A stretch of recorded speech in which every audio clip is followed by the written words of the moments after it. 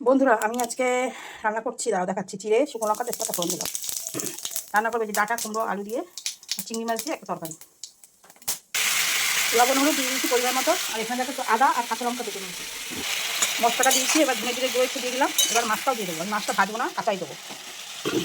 একটু কষিয়ে তারপরে জল দেবো। দিয়ে দেবো একটু মিষ্টি, মানে এই তরকারিতে মিষ্টি না দিলে ভালো লাগবে না খেতে। এবার একটু কষিয়ে জল দিয়ে দেবো। জল দিয়ে গ্যাসটা নিয়ে বেড়ে দেবো। দেখো বন্ধুরা, হয়ে গেছে। আমি একটু ঝোলঝোলি রাখবো, মানে এই তরকারিটা একটু ঝোলঝোল খেতে ভালো লাগবে। একটা ঝিঙে ছিল, একটা ঝিঙে দিয়ে দিয়েছি, আর ছিল না। গরমের মধ্যে কিন্তু এই তরকারিটা, এই একটা তরকারিতে কিন্তু ভাত খাওয়া হয়ে যাবে। চলো এবার নামাবো। দেখো, এবার খেয়ে বলবো তোমাদের কেমন হয়েছে। দেখতে তো মোটামুটি সুন্দর হয়েছে। অল্প মশলা অল্প তেল দিয়ে এরকম যদি ঝোল করো না, এক তরকারি দিয়ে ভাত খাওয়া হয়ে যাবে।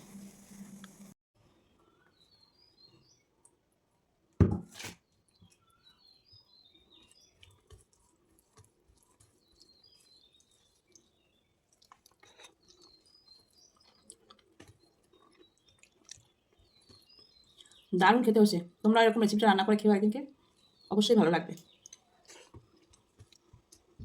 চলো, ভালো লাগলে ভিডিওটা লাইক কমেন্ট শেয়ার করতে ভুলো না। টাটা।